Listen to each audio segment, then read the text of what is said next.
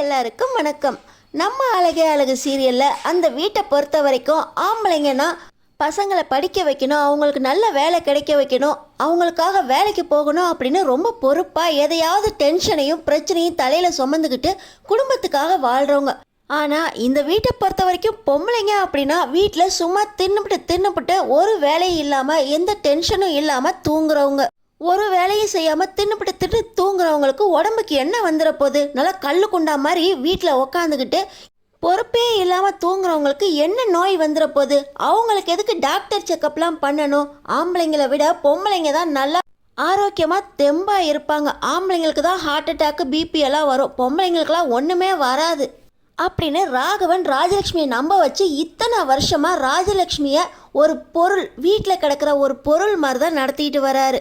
ஆனால் ராஜலக்ஷ்மிக்கு இது புரியாமல் புருஷன் சொல்கிறது எல்லாமே சரி அப்படின்னு தன்னோட மருமகளும் ராகவன் சொல்கிற மாதிரி பொம்பளைங்க வீட்டில் ஒரு பொருள் மாதிரி அடங்கி கிடக்கணும் அப்படிங்கிற மாதிரி தான் நம்ம மலரையும் மதியையும் நடத்திட்டு வந்தாங்க. இப்போ தனக்குன்னு ஒரு வழி வர்றப்ப தான் ராகவன் என்னென்ன தப்பெல்லாம் பண்ணுறாரு அப்படின்னு நம்ம மதியும் மலரும் ராஜலக்ஷ்மிக்கு புரிய வைக்க போகிறாங்க. ராஜலக்ஷ்மிக்கு இது வரைக்கும் எந்த ஒரு செக்கப்புமே டாக்டர்கிட்டையுமே கூட்டிகிட்டு போனதே இல்லை. தலைவலினாலும் சரி, கால் வலினாலும் சரி, கை வலினாலும் சரி, வீட்டில் ஏதாவது மாத்திரை கிடந்துச்சுன்னா அதை எடுத்து போட்டுக்கிட்டு தைலத்தை போட்டுக்கிட்டு சுடு தண்ணியை குடித்து காப்பியை குடித்து அதை வச்சு தான் சரி பண்ணிக்கணும். இதுக்குன்னு ஆஸ்பத்திரிக்கு போனால் அது தண்ட செலவு, பொம்பளைங்களுக்கு எதுவுமே வராது. இப்படி தான் இந்த ராகவன் ராஜலக்ஷ்மியை பரப்பி வச்சுருக்காரு. ஆனால் இப்போ நம்ம ராஜலக்ஷ்மிக்கு ரொம்ப தலைவலி. நம்ம ரேவதி வீட்டுக்கு கோச்சிக்கிட்டு வந்திருந்தப்போ கூட ராஜலக்ஷ்மி சொன்னாங்க, என்னன்னே தெரியல, கொஞ்ச நாளாக படுத்தா தூக்கமே வரமாட்டேங்குது, எதையாவது நினச்சிக்கிட்டே இருக்கிறப்ப தலையெல்லாம் வலிக்குது, கை கால்லாம் ரொம்ப முடக்கி இருக்குது, படுத்தா தூக்கம் வராது, நீயும் பிரச்சனைன்னு வந்துட்ட, என்ன பண்ணுறதுனே தெரியல, சரி போய் தூங்கி பார்க்குறேன், தூக்கம் வரலைன்னா மறுபடியும் இப்படி தான் அலைஞ்சிட்டு கிடக்கணும் அப்படின்னு ரேவதி கிட்ட சொல்லிக்கிட்டு இருந்தாங்க. இதே போல் இன்னொரு நாள் ராகவன், என்னோடய ஃப்ரெண்டுக்கு திடீர்னு ஹார்ட் அட்டாக் வந்துருச்சான், எனக்கும் ரொம்ப பயமாக இருக்குது, என்னோடய பிபி செக்கப் பண்ணணும் அப்படின்னு சொல்லி வீட்டுக்கு டாக்டரே வர வச்சு ஃபுல் பாடி செக்கப் பண்ண சொன்னார். எனக்கும் பண்ணணுங்க, எனக்கும் சுகர் பிபிலாம் இருக்கும்னு நினைக்கிறேன் அப்படின்னு ராஜலக்ஷ்மி அவங்க உடம்புக்குள்ளதை சொன்னால் பொம்பளைங்களுக்கெல்லாம் எதுவும் வராது அப்படின்னு ராஜலக்ஷ்மியை அடக்கி வச்சிட்டாங்க. அவங்கவுங்க உடம்புல உள்ளது அவங்கவுங்களுக்கு தானே தெரியும். ராஜலக்ஷ்மிக்கு இதை ராகவனுக்கு சொல்லி புரிய வைக்க தெரில. இப்போ ராஜலக்ஷ்மியோட நிலைமை ரொம்பவே மோசமாக இருக்குது. ஐயோ தலைவலி, உயிர் போகுதே, தலையில் ஏதோ குத்துற மாதிரி இருக்கே, சுத்தியில் வச்சு அடிக்கிற மாதிரி இருக்கே, இந்த தலைவலியை என்னால் தாங்கவே முடியலையே, ஏதாவது மாத்திரை கிடந்தால் எடுத்து போடலாம் அப்படின்னு சொல்லி நடு ராத்திரியில் லைட்டு கூட போடாமல் ஏதாவது இருக்கா அப்படின்னு அங்கேயும் இங்கேயும் உருட்டுறாங்க. எங்கே லைட்டை போட்டால் ராகவன் முழிச்சிருவாரோ அப்படின்னு ராஜலக்ஷ்மிக்கு பயம். ராகவன் முழிச்சா என்ன சொல்வார்?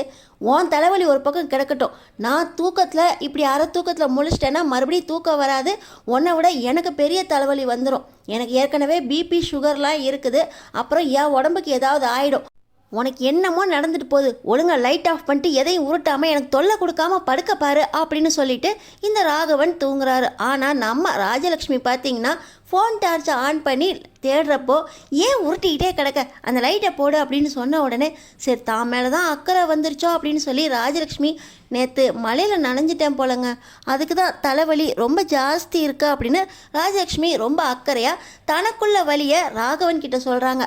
ஆனால் ராகவன், எனக்கு நெஞ்சரிச்சலாக இருக்குது, கொஞ்சம் போய் தண்ணி எடுத்துகிட்டு வா அப்படின்னு சொல்கிறாங்க. இவ்வளோ தலைவலியில் மாத்திரை எடுத்து தர்றதுக்கு இந்த ராகவனுக்கு ஹெல்ப் பண்ணுறதுக்கு முடியல. ஆனால் ராஜலக்ஷ்மி தனக்கு தண்ணி எடுத்துகிட்டு வரணுமா, அதுவும் பக்கத்தில் இருக்க பச்சை தண்ணி வேண்டாம், எனக்கு சுடு தண்ணி எடுத்துகிட்டு வா அப்படின்னு சொல்லி ராஜலக்ஷ்மி அனுப்புகிறாங்க. அவ்வளோ தலைவலியிலேயே ராஜலக்ஷ்மி போய் சுடு தண்ணி வச்சு எடுத்துகிட்டு வந்து கொடுத்தா, சுடு தண்ணியை குடிச்சிட்டு லைட் ஆஃப் பண்ணிட்டு படு, தூக்கம் கேட்டு போச்சுன்னா எனக்கு உடம்புக்கு ஒத்துக்காது அப்படின்னு ராஜலக்ஷ்மியை படுக்க சொல்கிறாங்க. ராஜலக்ஷ்மிக்கு ஒன்றுமே இருப்பு கொள்ளலை, உட்காரவும் முடியல, படுக்கவும் முடியல, எந்திரிச்சு வெளியே போய் அங்கேயும் இங்கேயும் உலாத்திக்கிட்டு இருக்காங்க. இப்போ நம்ம மதி விடிய காலில் ஒரு 3-4 மணிக்கு எழுந்துச்சி வராங்க. அப்போ ராஜலக்ஷ்மி, என்னால் தூங்கவே முடியல, நைட்டு கொஞ்சம் நேரம் கூட கண் அசரவே இல்லை, தலைவலி உயிர் போகுது அப்படின்னு சொல்ல, டேப்லெட் ஏதாவது போட்டிருக்கலாமே அப்படின்னு சொல்ல, எந்த மாத்திரையும் இல்லை, மலர்கிட்ட இருக்கும், ஆனால் அவளை எழுப்புனா அவளோட தூக்கமும் கெட்டு போயிருமே, என்னால் தாங்க முடியல அப்படின்னு சொல்ல, ஒரு காஃபி போட்டு தரியா அப்படின்னு ராஜலக்ஷ்மி கேட்குறாங்க. காஃபி போட்டால் உங்கள் தூக்கம் கெட்டு போயிருமே, உன்னால் காஃபி போட முடிஞ்சால் போடு, போட்டு தர மாட்டேன்னா விட வேண்டியதானே, தலைவலி தாங்க முடியல, உங்களுக்கு பிபி இருக்கா, அதெல்லாம் நான் எப்போவுமே செக் பண்ணதே இல்லை. சரி வாங்க நம்ம ஆஸ்பத்திரிக்கு போகலாம் அப்படின்னு சொல்கிறாங்க. தலைவலிக்கு யாராவது ஆஸ்பத்திரிக்கு போவாங்களா? என் உயிரை வாங்காத விடு, மாத்திரை இருக்கா? நான் என் ரூமில் மாத்திரை இருக்குது, நான் எடுத்துகிட்டு வரேன் அப்படின்னு சொல்லி இப்போ நம்ம மதி பார்த்திங்கன்னா அவங்க தலைவலி மாத்திரை ஏதோ ஸ்டாக் வச்சுருந்ததை எடுத்துகிட்டு வந்து ராஜலக்ஷ்மி கொடுக்க, ராஜலக்ஷ்மி அதை போட்டுட்டு ஹாலில் இருந்த சோஃபாலே படுக்கிறாங்க. உள்ளே போய் படுக்கலையா அப்படின்னு கேட்க, அவர் தூக்கம் கெட்டு போயிடும்ல, நான் இங்கேயே படுத்துக்கிறேன் அப்படின்னு சொல்ல பார்த்திங்கன்னா நம்ம மதி தான் தலைவாணி பெட்ஷீட்டு எல்லாத்தையும் எடுத்துகிட்டு வந்து ராஜலக்ஷ்மிக்கு கொடுக்குறாங்க. அதை போட்டுட்டு படுக்கும்போது இருங்க தைலம் போட்டு வரேன் அப்படின்னு சொல்ல, அதெல்லாம் வேண்டாம் நான் தூங்குறேன் அப்படின்னு சொல்கிறாங்க. தைலம் போட்டால் இன்னும் கொஞ்சம் ரிலாக்ஸாக இருக்கும் அப்படின்னு நம்ம மதி தான் தைலம் போட்டு ராஜலக்ஷ்மியாக படுத்திருக்காங்க. ராஜலக்ஷ்மி அவ்வளோ நேரத்துலேருந்து இப்போ தான் கொஞ்சம் கண் அசர்றாங்க. அந்த ராகவன் எந்திரிச்சு வந்துடுறாரு. வந்த ராகவன் இவையே இங்கே படுத்து கிடக்கா அப்படின்னு கேட்குறாங்க. அத்தை நைட்டெல்லாம் தூங்கவே இல்லையா, ஒரே தலைவலியாம், இப்போ தான் கொஞ்சம் தூங்குறாங்க, சத்தம் போடாமல் பேசுங்களேன் அப்படின்னு சொல்ல, என் வீட்டில் எப்படி பேசணும்னு யாருக்கும் சொல்கிறதுக்கு உரிமை கிடையாது, இது என் வீடு, நான் இப்படி தான் பேசுவேன். நைட்டெல்லாம் ஒரே ஃபோனை வச்சு நோண்டுறது, வீட்டில் ஒரு வேலையும் செய்யாமல் அங்கேயும் இங்கேயும் சும்மா உலாத்திக்கிட்டு படுத்து படுத்து தூங்கினா இப்படி தான் தலைவலி வரும். இப்படி வெள்ளிக்கிழமை அதுவுமா இப்படி நடுவு வீட்டில் தூங்கிக்கிட்டு இருந்தா வீட்டுக்கு லக்ஷ்மி வருவாளா, அவளை எழுப்புறேன் அப்படின்னு சொல்லி இந்த ராகவன் எந்திரிச்சு போக, நீங்கள் இப்போ வாக்கிங் போகிறீங்கல்ல போயிட்டு வாங்க அப்படின்னு நம்ம மலர் சொன்னோன்னே, நான் போயிட்டு வரேன், ஆனால் அது வரைக்கும் இவன் இங்கே படுத்திருக்க கூடாது, அவளை முதல்ல எழுப்பு, வீட்டுக்கு மகாலட்சுமி வரமாட்டா, நடு ராத்திரியில் இப்படி தூங்கிக்கிட்டா கிடப்பாங்க அப்படின்னு சொல்லி ஹாலில் படுத்திருக்க ராஜலக்ஷ்மி மேலே ராகவனுக்கு கோபம் வருது. ஆனால் வாக்கிங் போயிட்டு மறுபடியும் ரிட்டன் வராரு. இப்போ தான் அத்தை தூங்குறாங்க, நம்ம கிரைண்டர்லாம் போட்டு மிக்சியெல்லாம் போட்டு அத்தையை எழுப்பிட வேண்டாம் அப்படின்னு பார்த்து நம்ம மலரும் மதியம் வேலை பார்த்துக்கிட்டு இருக்காங்க. வீட்டுக்குள்ளே நுழையிற ராகவனுக்கு இதெல்லாம் பொறுக்கவே இல்லை. இவ இன்னும் எந்திரிக்கவே இல்லையா மூதேவி, நடு வீட்டில் ஹாலில் இப்படி காலை விரித்து படுத்துக்கிட்டு இருக்கா, பொம்பளை இவ்வளோ நேரம் தூங்கலாமா, வீட்டுக்கு ஆகுமா, ஏய் ராஜலக்ஷ்மி எந்திரி அப்படின்னு சத்தம் போட, அப்போ தான் கிச்சன்லேருந்து நம்ம மலரும் மதியம் வராங்க. அத்தை நைட்டெல்லாம் தூங்கவே இல்லையா, அவங்களுக்கு தலைவலி இருக்குதான், ஹாஸ்பிட்டலுக்கு கூட்டிகிட்டு போகணும், கொஞ்சம் தூங்கட்டும், தூங்கி எழுந்ததுக்கப்புறம் ஹாஸ்பிட்டல் கூட்டிகிட்டு போகலான் இருக்கேன், நீங்கள் ஏன் அவங்கள எழுப்புறீங்க அப்படின்னு மதி சொல்கிறாங்க. ஏன் பொண்டாட்டி எனக்கு இவ வேலை செய்யாமல் இவ பாட்டு தூங்கிக்கிட்டா யார் எனக்கு சுடு தண்ணி எடுத்து வைக்கிறது, டவல்லாம் உள்ளே எடுத்து வைக்க வேண்டாமா, நான் போய் குளிச்சுட்டு வர வேண்டாம், குளிச்சுட்டு வந்தோடனே காஃபி எடுத்துகிட்டு வந்து கொடுக்கணும்ல, இவ பாட்டு இங்கே தூங்கிக்கிட்டு இருக்கா, இந்த வேலையெல்லாம் யார் பார்க்குறது எனக்கு அப்படின்னு சொல்லி ராகவன் கத்துறாரு. உங்களுக்கு சுடு தண்ணி வச்சு குளிக்கிறதுக்கு டவலு இத்தனை வருஷமாக இவங்க தான் எடுத்து கொடுத்துட்ருக்காங்களா, இதெல்லாம் கூட நீங்கள் எடுத்துக்க மாட்டிங்களா அப்படின்னு மதி கேட்குறாங்க. நான் இத்தனை வருஷமாக குளிக்கிறதுக்கு டவலு ஏன் பொண்டாட்டி எனக்கு எடுத்து தர்றதுக்கு உனக்கு எதுக்கு பதில் சொல்லணும், ஏய் ராஜலக்ஷ்மி எந்திரிக்கிறே இல்லையா அப்படின்னு சொல்லி தூங்கிக்கிட்டு இருந்த ராஜலக்ஷ்மியை எழுப்புறாங்க. சத்தம் கேட்டோடனே ராஜலக்ஷ்மி இருந்துச்சு, ஐயோ தூங்கிட்டேனா, ஐயோ தலை வலிக்குதே, இன்னும் இந்த தலைவலி என்னை விட மாட்டேங்குதே அப்படின்னு ராஜலக்ஷ்மி தலையில் கையை வச்சுக்கிட்டு அப்படியே அணத்திக்கிட்டு இருக்காங்க. நான் தான் அவங்க தூங்கட்டும்னு சொன்னேன்ல, உங்களுக்கு என்ன வேணும் வாங்க நான் எடுத்து தரேன் அப்படின்னு சொல்லி நம்ம மதி உள்ளே வர, இதையெல்லாம் நான் உங்ககிட்ட எப்படி சொல்கிறது அப்படின்னு சொல்லி ராஜகன் சொல்கிறாரு. உங்களுக்கு என்ன வேணும், இப்போ டவலும் சுடு தண்ணி தானே எடுத்து வைக்கணும், வாங்க, எங்கள் அப்பானா நான் செய்ய மாட்டேனா அப்படின்னு சொல்லி நம்ம மதி பார்த்திங்கன்னா உள்ளே போய் சுடு தண்ணி எடுத்து வச்சு விளையாவிட்டு டவலும் எடுத்து வச்சுட்டு வராங்க. இதெல்லாம் நல்லதுக்கு இல்லை ராஜலக்ஷ்மி, நான் வர்றதுக்குள்ளே எந்திரிச்சு நீ ஃப்ரெஷ்ஷாக ஆகிட்டு இருக்கணும், இப்படியே உட்காந்துருந்தினா வெள்ளிக்கிழமை அதுவுமா சாமி கும்பிட வேண்டாம், நான் உள்ளே போய் குளிச்சுட்டு வரேன், எல்லாத்தையும் ரெடி பண்ணி வை அப்படின்னு சொல்லி ராகவன் குளிக்க போகிறாரு. உள்ளே போனால் டவல் மட்டும்தான் இருக்குது, அவருக்கு டவுசரு சோப்பு இதெல்லாம் கூட எடுத்து வைக்கணுமா, பனியன் இல்லை, ஏய் ராஜலக்ஷ்மி பனியனு டவுசரு இதெல்லாம் எடுத்துகிட்டு வா அப்படின்னு சொல்லி உள்ளேருந்து சத்தம் கொடுக்குறாரு. ஐயோ நான் வரேன் அப்படின்னு சொல்லி ராஜலக்ஷ்மி தள்ளாடிக்கிட்டே போக அப்படியே தலையில் கையை வச்சுக்கிட்டே மயங்கி சரியிறாங்க. இப்போ நம்ம மதிக்கு பயங்கரமாக, ஐயோ அத்தை என்னாச்சு, இவங்க மயக்கம் போட்டுட்டாங்க, வாங்க வாங்க அப்படின்னு சொல்லி மதி சத்தம் போட, இப்போ தான் பாக்கியராஜும் சுரேஷும் எந்திரிச்சு வராங்க.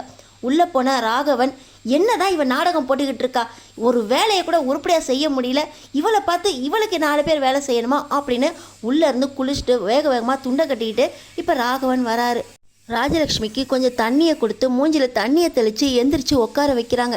என்னதான் நீ நாடகம் போட்டுக்கிட்டு இருக்கா அப்படின்னு சொல்ல, அத்தைக்கு ஹை பிபியாக இருக்கும்னு நினைக்கிறேன், நைட்லேருந்து தலைவலி ஜாஸ்தியாக இருக்குது, இவங்கள முதல்ல செக்கப் பண்ணும், நான் ஹாஸ்பிட்டல் கூட்டிகிட்டு போகிறேன் அப்படின்னு சொல்லி நம்ம மதி பார்த்திங்கன்னா ஆட்டோ கூப்பிட்றதுக்காக கிளம்பி போயிருக்காங்க.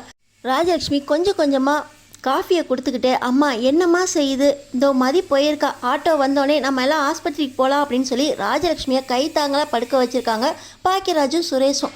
இங்கே என்ன தான் நடக்குது, பொம்பளைங்களுக்கு ஒன்றும் ஆகாது, இவ எதுக்கு இந்த நாடகம் போட்டுக்கிட்டு இருக்கா, இந்த மதி வீட்டுக்கு வந்ததுலேருந்து யாருமே சரியில்லை, நேத்து என்னன்னா பாக்கியராஜ் பொய்ய சொல்லிட்டு மாமியார் வீட்டுக்கு பொண்ணு பார்க்க போயிருந்தான். இவன் என்னன்னா மதியோட சேர்ந்துக்கிட்டு மதிய இன்டர்வியூக்கு கூட்டிகிட்டு போகிறேன்னு வண்டியில் ஏற்றி கூட்டிகிட்டு போயிட்டுருக்கான். அதுவும் என்கிட்ட வந்து கூட்டிகிட்டு போகிறேன்னு தான் சொல்கிறான். கூட்டிகிட்டு போகட்டான்னு பர்மிஷன் கேட்க மாட்டேங்கிறான். இப்போ என்னன்னா இத்தனை வருஷமாக என் கூடவே கடந்து குப்பை கட்டிட்டு வீட்டை தேய்ச்சிட்டு கிடந்தவ இவளுக்கு தலைவலி அப்படின்னு வீட்டில் எல்லாரும் பதறிக்கிட்டு இருக்கீங்க. அங்கே நான் துண்டு ஜட்டி பனியன் இல்லாமல் அலைஞ்சிக்கிட்டு இருக்கேன். என் சத்தத்துக்கு யாருமே பதில் கொடுக்கல. இந்த வீட்டில் என்னதான் நடக்குது? ஏன் மலரு சாப்பாடு ரெடியா அப்படின்னு சொல்லி இந்த ராகவன் கேட்க, மாமா அது வந்து சாப்பாடெலாம் ரெடி ஆயிடுச்சு, நான் சட்னி மட்டும் அரைக்கல மாமா, ஒரு 10 நிமிஷம் இருங்க அப்படின்னு சொல்லி நம்ம மலர் சொல்கிறாங்க.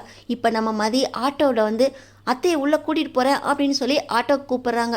இப்போ சுரேஷ், அப்பா நீங்கள் போங்க, அண்ணி உங்களுக்கு சாப்பாடு எடுத்து வைப்பாங்க, நான் இப்போ அப்பா அம்மாவை கூட்டிக்கிட்டு ஹாஸ்பிட்டலுக்கு போகிறேன் அப்படின்னு சொல்லி சுரேஷ் கிளம்ப, உனக்கு இன்றைக்கி வேலை இல்லையாடா?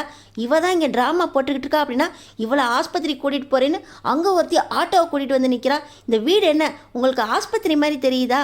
நோயாளிங்க கிடக்கிற இடம் மாதிரி தெரியுதா? இவளையெல்லாம் ஆஸ்பத்திரி கூட்டிகிட்டு போகணுமா? ஏய் எந்திரி ராஜலக்ஷ்மி, போய் கொஞ்சம் குளிச்சுட்டு வா, குளிச்சுட்டு வந்து சாமியை கும்பிடு, சாமி உனக்கு நல்ல புத்தியை தரும். இனிமேட்டாவது தலை வலிக்குது, இங்கே வலிக்குது, காலை வலிக்குது அப்படின்னு ஒரே இடத்துல வேலை செய்யாமல் இருக்கிறாம மலரோட மதியோட சேர்ந்து கிச்சனில் வேலையை பாரு அப்படின்னு சொல்லி ராகவன் சொல்கிறார். என்ன நினச்சிக்கிட்டு இருக்கீங்க? நைட்டெல்லாம் தலை வலிக்குதுன்னு ரூமில் லைட்டு கூட போட விடாமல் ஹாலில் தூங்கிக்கிட்டு இருந்தாங்க. தூங்கிக்கிட்டு இருந்தவங்களும் எழுப்பி விட்டுட்டு இப்போ என்னமோ குளிச்சுட்டு வா சாமியை கும்பிடுன்னு சொல்லிக்கிட்டு இருக்கீங்க. அவங்கள கொஞ்சம் ஆஸ்பத்திரிக்கு நான் கூட்டிகிட்டு போகணும் அப்படின்னு நம்ம மதி சொல்கிறாங்க. அவனா ராஜலக்ஷ்மி அரை மயக்கத்தில் ஒன்றுமே புரியாமல் திணறிக்கிட்டு இருக்க. அப்பா நாங்கள் ஆஸ்பத்திரி கூட்டிகிட்டு போகிறோம் அப்படின்னு சொல்லி பாக்கியராஜ் கிளம்ப, அண்ணி அப்பாவுக்கு சாப்பாடு எடுத்து வைங்க அப்படின்னு இன்னொரு பக்கம் சுரேஷ் மலர்கிட்ட சொல்ல, என்ன தாண்டா நடந்துக்கிட்டு இருக்கு? அம்மா இப்படி முடியாமல் கிடக்காங்க, உனக்கு சாப்பாடு எடுத்து வைக்கிறதா பெருசாக போச்சா அப்படின்னு பாக்கியராஜ் சுரேஷ்கிட்ட சத்தம் போட, நம்ம மதி பார்த்திங்கன்னா ராஜலட்சுமியை கை தாங்களா ஆட்டோவில் ஏற்றி ஹாஸ்பிட்டலுக்கு கிளம்பிடுறாங்க. கூடவே பாக்கியராஜும் நானும் வரேன்ப்பா அப்படின்னு கிளம்புறாங்க. நல்லா தின்னுபிட்டு கல்லு குண்டா மாதிரி இருக்கா. ஹாஸ்பிட்டலுக்கு போயிருக்காங்கல்ல, அங்கே ஒன்றும் இல்லைன்னு சொல்ல போகிறாங்க. 5000 10,000 தண்டமாக கொடுத்துட்டு வரப்போகிறான் அப்படின்னு சொல்லி இங்கே ராகவன் சொல்லிக்கிட்டே நல்லா சாப்பாடை மொக்கிக்கிட்டு இருக்காரு. ஆஸ்பத்திரிக்கு போன ராஜலக்ஷ்மி 2 மணி நேரம் ஆச்சு, 3 மணி நேரம் ஆச்சு, இன்னமும் வரவே இல்லை. நம்ம மலர் பார்த்திங்கன்னா மதிக்கு ஃபோன் போட்டு பார்க்குறாங்க. ஆனால் மதியோட ஃபோன் இப்போ சுவிட்ச் ஆஃபில் இருக்குது. என்ன பண்ணுறதுனே தெரியல. பாக்கியராஜும் ஃபோனை எடுக்கவே இல்லை. நம்ம மலர் பரபரப்பாக வீட்டில் வேலையை பார்த்துக்கிட்டு இருக்க. சுரேஷ் பார்த்திங்கன்னா அவர் பாட்டு வேலைக்கு கிளம்பி போயிடுறாரு. இன்னும் இவ வரலையா? இன்னும் ஆஸ்பத்திரியில் என்னென்ன டெஸ்ட் எடுக்க சொல்லி என்னென்ன காசை இழுத்து விட்டுருக்காங்களோ தெரியல. எனக்கு சாதாரணமாக பிபி சுகர் ஏறினதுக்கே இவங்க 5000 வாங்கினாங்க. இப்போ இவ தலைவலிக்குதுன்னு போயிருக்கா. சாதாரண தலைவலிக்கு அந்த ஸ்கேன் எடு, இந்த எக்ஸ்ரே எடு அப்படின்னு எத்தனை லட்சத்தை கொடுத்துட்டு வர போகிறாங்களோ தெரியலையே அப்படின்னு இந்த ராகவன் பேசிக்கிட்டு இருக்க. மாமா அத்தைக்கு உண்மையிலே உடம்பு சரியில்லை மாமா, அவங்களுக்கு ஹை பிபியாக இருக்கும்னு நினைக்கிறேன் அப்படின்னு மலர் சொல்கிறாங்க. அதான் சொல்கிறியே, நீயே இதுக்கு வைத்தியமும் பார்த்துருக்க வேண்டியது தானே, இதுக்கு எதுக்கு 5000 10,000 ஹாஸ்பிட்டலில் கொண்டு போய் கொடுக்கணும் அப்படின்னு ராகவன் கத்துறாரு. சரி நான் வெளியே போயிட்டு வரேன், அவள் வந்தானா எனக்கு ஒரு ஃபோன் பண்ணுங்க அப்படின்னு ராகவன் சொல்லிவிட்டு அவரும் கிளம்பி போக, நம்ம மலர் பார்த்திங்கன்னா மதிக்கு மறுபடியும் போட்டு எந்த ஆஸ்பத்திரிக்கு போனான்னு தெரிஞ்சால் நம்மளும் போயிடலாமே, அத்தைக்கு என்ன ஆச்சுன்னே தெரியலையா அப்படின்னு இங்கே புலம்பிக்கிட்டு இருக்காங்க. இப்போ நம்ம மதி பாக்கியராஜோடு சேர்ந்து அத்தையை கைத்தாங்களாக கூட்டிக்கிட்டு வீட்டுக்கு வராங்க. அத்தைக்கு என்னாச்சு மதி? ஹாஸ்பிட்டலில் என்ன சொன்னாங்க? ஏன் உங்கள் ஃபோன்லாம் சுவிட்ச் ஆஃப் ஆகிருக்கா அப்படின்னு கேட்க, ஐயோ நான் ஃபோனை மறந்து வச்சுட்டு போயிட்டேன்க்கா, என் ஃபோன் ரூமில் தான் சார்ஜரில் கிடக்கா அப்படின்னு நம்ம மதி சொல்கிறாங்க. ஆமாம் மலரு, நான் கூட மறந்துட்டேன், ஃபோனு சார்ஜர்லேயே போடலையா, 10-15% தான் இருந்துச்சு, அதான் சுவிட்ச் ஆஃப் பண்ணி வச்சிட்டேன் அப்படின்னு பாக்கியராஜ் சொல்கிறாரு. அத்தைக்கு என்னாச்சு, என்ன சொன்னாங்க அப்படின்னு கேட்க, அம்மாவுக்கு பிபி ரொம்ப ஹையாக இருக்காம்ப்பா, அதை மறுபடியும் கரெக்டாக கொண்டு வர்றதுக்காக குளுக்கோஸ் ஏறிச்சு, 2 பாட்டில் குளுக்கோஸ் ஏற்றியும் அம்மாவுக்கு இன்னும் தெம்பு வரல, அதுக்கு தான் இன்னும் மாத்திரை மருந்து எழுதி கொடுத்துருக்காங்க. அம்மாவை அட்மிட் பண்ண சொன்னாங்க மலர், ஆனால் அம்மா தான் அப்பா தேடுவார் சத்தம் போடுவார் அப்படின்னு அங்கே புலம்ப ஆரம்பிச்சிட்டாங்க. டாக்டர் ஸ்கேனுக்கும் எழுதி கொடுத்துருக்காரு அப்படின்னு பாக்கியராஜ் சொல்லிக்கிட்டு இருக்கும்போதே நம்ம மதி, அத்தை இத்தனை வருஷமாக கால் வலிக்குது அப்படின்னு ஒரு எட்டு எடுத்து வைக்க மாட்டுறாங்க. வீட்டுக்குள்ளே அங்கேயும் இங்கேயும் நடக்கிறதுக்கே 4 தடவை தைலம் போட்டுக்கிட்டு இருக்காங்க. கை வலி வந்துச்சுன்னா, லெஃப்ட் ஹேண்ட் வலிச்சிச்சுன்னா ஹார்ட் வீக்காக இருக்குன்னு அர்த்தம். அவங்களுக்கு ஹார்ட் செக்கப் பண்ணணும்னு உங்களுக்கு தெரியாதா அப்படின்னு மதி கேட்குறாங்க. இல்லைப்பா, இத்தனை நாள் அதை பற்றியே யோசிக்கலை, இன்றைக்கி டாக்டரு ஹார்ட்டையும் செக் பண்ணணுன்னு சொன்னதுக்கப்புறம் தான் எனக்கு ரொம்ப பயமாயிடுச்சு, ஏதாவது ப்ராப்ளம் இருக்குமாப்பா அப்படின்னு பாக்கியராஜ் கேட்குறாரு. ஹார்ட் ப்ராப்ளம் இருந்தால் தான் லெஃப்ட் ஹேண்ட் ரொம்ப வலிக்கும், நம்மளுக்கு ஹார்ட்லாம் லெஃப்ட் சைடு தானே இருக்குது, அத்தைக்கும் வலிக்குதுன்னு சொல்கிறதுனால டாக்டர் இந்த செக்கப்பு இசிஜியும் எழுதி கொடுத்துருக்காரு. எல்லாமே பண்ணிவிட்டு நாளைக்கு மறுபடியும் அத்தையை கூட்டிகிட்டு போனோம் அப்படின்னு மதி சொல்கிறாங்க. என்ன பாக்கியராஜு, இவ்வளோ செக்கப் பண்ணணுமா? எனக்கு உண்மையிலே உடம்புக்கு எதுவும் ஆயிடுச்சா அப்படின்னு நம்ம ராஜலக்ஷ்மி கேட்குறாங்க. அம்மா அதெல்லாம் ஒன்றும் ஆகாதுமா, எது வந்தாலும் பார்த்துக்கலாம், மருந்துலேயே சரி பண்ணிடுவாங்கம்மா அப்படின்னு பாக்கியராஜ் சொல்லிக்கிட்டு இருக்காரு. இப்போ பார்த்தீங்கன்னா ராகவன் உள்ளே வராரு. என்னடா ஆஸ்பத்திரியில் போய் எவ்வளோ செலவு பண்ணிட்டு வந்தீங்க? உங்கள் ஆத்தாளுக்கு ஒன்றும் இல்லைன்னு சொல்லிட்டாங்களா? இவ தான் சும்மா ஃபோனை நோண்டிக்கிட்டு ஒரே இடத்துல நாள் ஃபுல்லாக கிடக்கா. டிவியில் சீரியலை குறைனா கேட்குறதே இல்லை. இப்போ பார்த்தியா, அதுக்கு தான் தலைவலி வந்துருச்சு, தூக்கமும் போயிடுச்சு. நான் சொன்னது தானே டாக்டர் சொல்லியிருப்பாங்க அப்படின்னு சொல்ல, அதெல்லாம் ஒன்றும் இல்லைப்பா, அம்மாவுக்கு இசிஜி எழுதி கொடுத்துருக்காங்க, தலைவலிக்கு ஸ்கேன் எழுத சொல்லியிருக்காங்க. அது மட்டும் இல்லைப்பா, அம்மாவுக்கு ஹை பிபியா, அதை குறைக்கிறதுக்கு டேப்லெட்ஸ் நிறைய எழுதி கொடுத்துருக்காங்க அப்படின்னு பாக்கியராஜ் சொல்கிறாரு. என்னடி அங்கே கொண்டு போய் இருக்கிற எல்லா செக்கப்பும் பண்ண சொல்லிட்டியா?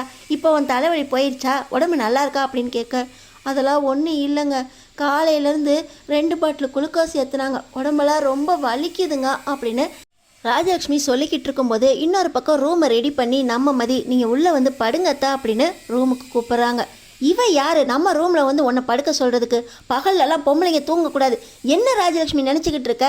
நீ மற்றவங்கள மாற்றவன்னு பார்த்தா நீ அவளுக்கு ஏற்றாப்புல மாறிக்கிட்டு இருக்கியா அப்படின்னு இந்த ராகவன் பார்த்தீங்கன்னா கையை ஓங்கிக்கிட்டு அடிக்க வர, அப்பா என்னதான்ப்பா நடக்குது? உடம்பு சரியில்லாதவங்களை இப்படி தான் அடிக்க வருவீங்களா அப்படின்னு ராகவனோட கையை நம்ம மதி தடுக்க போக, அப்போ தான் சுரேஷ் மறுபடியும் வீட்டுக்குள்ளே வராரு.